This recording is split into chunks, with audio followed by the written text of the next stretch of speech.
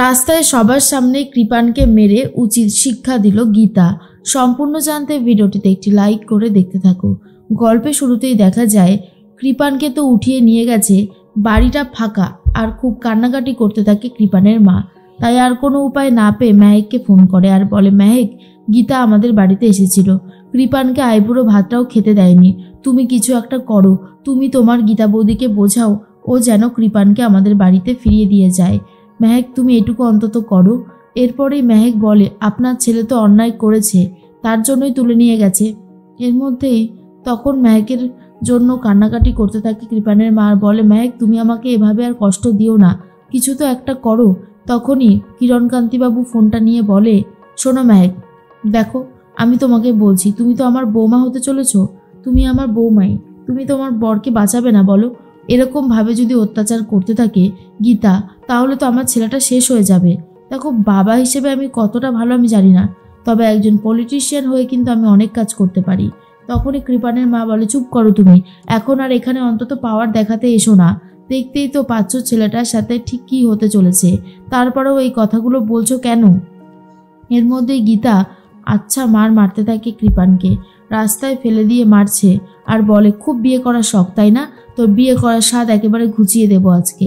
এরপরে বড়বাবু বলে, অগ্নিকন্যা, আরে ওকে থানায় নিয়ে যাই, এখানে রেখে আর কোনো লাভ হবে না, থানায় নিয়ে গেলে উচিত শিক্ষাটা দেওয়া যাবে। তখনই গীতা বলে, হ্যাঁ বড়বাবু, ওকে নিয়ে যান, ওকে উচিত শিক্ষা দেওয়াটাই খুবই দরকার। এর মধ্যেই ফোন করেছে মেহেক আর বলে, গীতা বৌদি, তুমি আমার হবু স্বামীকে তুলে নিয়ে গেছো কেন? গীতা তখন বলে, মেহেক, তুমি আমার কাছে কৈফিয়ত চাইছো? আমি তো ভাবতেই পারছি না। মেহেক তখন বলে, কৈফিয়ত চাইতে হলে হবে, সেই জন্যই চাইছি, যেটা হচ্ছে সেটা খুব একটা ভালো হচ্ছে না, খুব খারাপই কিছু হচ্ছে। এর মধ্যেই মেহেক তখন মনে মনে একটা কথাই ভাবতে থাকে, যেভাবেই ও কৃপানকে সে ফিরিয়ে আনবে। তার জন্যই মেহেক বলে, গীতা বৌদি, তুমি আমার কথাটা দয়া করে শোনো, তুমি কৃপানকে বাড়িতে ফিরিয়ে দিয়ে যাও।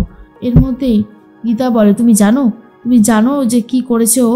আমার বাবার গলায় বেল্ট পরিয়ে ব্রকলেসের মতন সব কিছু করিয়েছে, কুকুর বানিয়ে দিয়েছিল আমার বাবাকে। একজন সিনিয়র সিটিজেনের সাথে ও চরমতম অন্যায় করেছে, তাই ওর শাস্তিটা প্রাপ্য। তখনই মেহেক বলে, আমি ওর হয়ে ক্ষমা চাইছি, আমি তোমার কাছে হাত জোর করে ক্ষমা চাইছি, কিন্তু ওকে তুমি ছেড়ে দাও, আমি কিছু করতে পারবো না, আমি আমার পাপাকে কথা দিয়েছি এই বিয়ে আমি করবই, তাই যে কোনো পরিস্থিতিতেই এই বিয়েটা আমাকে করতেই হবে, তুমি অন্তত আমাকে একটু সাপোর্ট করো।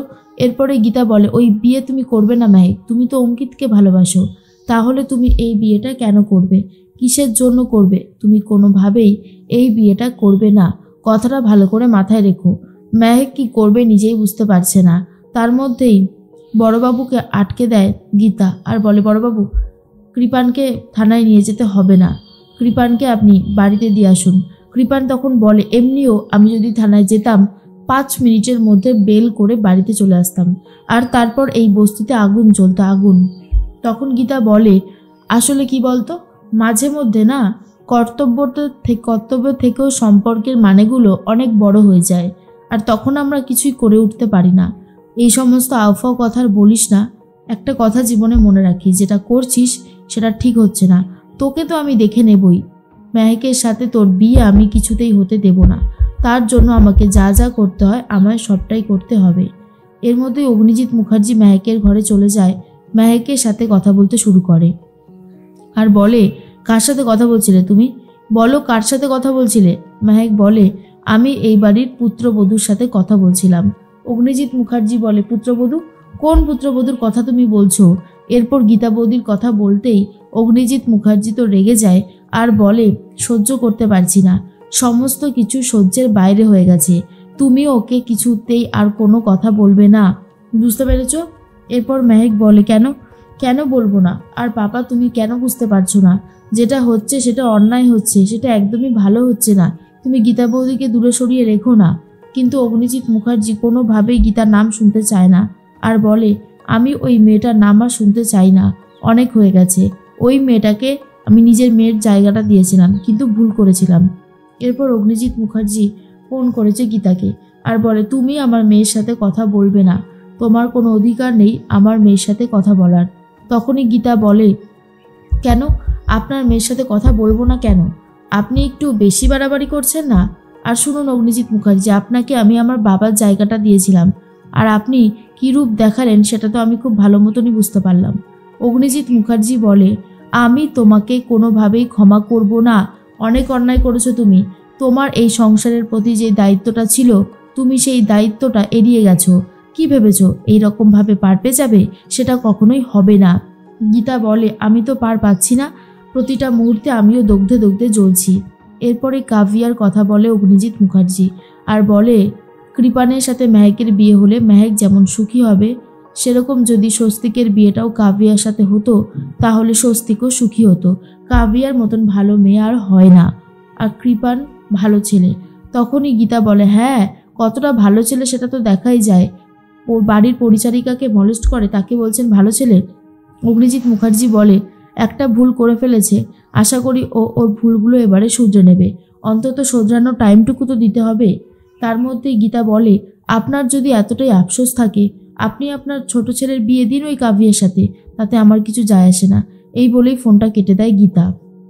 স্বস্তিককে দেখে গীতা বলে, স্বস্তিকবাবু, আপনি আমাদের সম্পর্কটাকে নিয়ে হ্যাপি? স্বস্তিক তখন বলে, হ্যাঁ, না হওয়ার কি আছে, আমি তো তোমাকে ভালোবাসি, আমি তো তোমাকে ভালোবেসে বিয়েটা করেছি। গীতা তখন বলে, হ্যাঁ আমি জানি যে আপনি আমাকে ভালোবেসে বিয়ে করেছেন। আপনার বাবা বলছে আপনার নাকি কাভিয়ার সাথে বিয়ে হলে আরও ভালো কিছু হতো। তখনই স্বস্তিক বলে, এইসব ব্যাপারগুলোকে নিয়ে তোমায় ভাবতে হবে না, এইসব ব্যাপারগুলোকে বাদ দাও এখন। এর মধ্যেই থানায় চলে গেছে কৃপান। থানায় গিয়ে বড়বাবুকে বিয়ে নেমন্তন্নের কার্ড দিচ্ছে আর অপমান করতে শুরু করে। বড়বাবু বলে, এই কৃপান, খবরদার এখানে অপমান করতে আসবি না, কিন্তু বেরিয়ে যা। কিন্তু কৃপান কোনো কথাই শুনতে চায় না আর বলে, আপনারা কিন্তু যাবেন, আমার গাড়ির সামনে আপনাদের গাড়িটা থাকবে বা পেছনে থাকবে, আমাকে ফুল প্রোটেকশন দিয়ে নিয়ে যাবেন। বড়বাবু তখন বলেন, আমি কিচ্ছু করতে পারবো না। এর মধ্যে কৃপান বলে, আপনার যেই বড়বাবুরা রয়েছে আপনার ওপরেও, তারা সবাই আসবে, যাদেরকে আপনারা স্যালুট করেন, তাদের কথাও শুনবেন না? এর মধ্যেই তখন ঢালি বলে, কি হচ্ছেটা কি? তুমি এইভাবে স্যারকে অপমান করছো কেন? তখন বড়বাবু গীতাকে ফোন করে বলে, অগ্নিকন্যা, এই কৃপান এখানে এসে বড্ড বেশি বাড়াবাড়ি করছে, ওর এই বাড়াবাড়িগুলো কিন্তু আর নেওয়া যাচ্ছে না। তখনই কৃপানের হাতে ফোনটা দেয় বড়বাবু। গীতা বলে, শোন কৃপান, এত বাড়াবাড়ি করিস না, তোর বিয়েটা হবে না। ওকে বারবার করে বলছি, তুই তো বিশ্বাস করছিস না। এটাই ফ্যাক্ট যে তোর এই বিয়েটা হবে না, আমি হতে দেব না। এর মধ্যেই গিনি চলে এসেছে বাড়িতে। গিনি এসে মেহেকের বিয়ের কার্ডটা গণেশ গাঙ্গুলির হাতে দেয় আর বলে, আমার ননদের বিয়ে, তুমি কিন্তু অবশ্যই যাবে। গণেশ গাঙ্গুলি বলে, আমার ছোট মেয়েকে ব্ল্যাকমেল করেছিস আর আমি যাব? তখন গিনি বলে, তুমি হয়তো জানো না, তোমার ছোট মেয়ে অগ্নিজিৎ মুখার্জির কাছ থেকে টাকা নিয়েই চিকিৎসাটা করিয়েছে তোমার। এটা শোনার পর গণেশ গাঙ্গুলি একেবারে অবাক হয়ে যায়।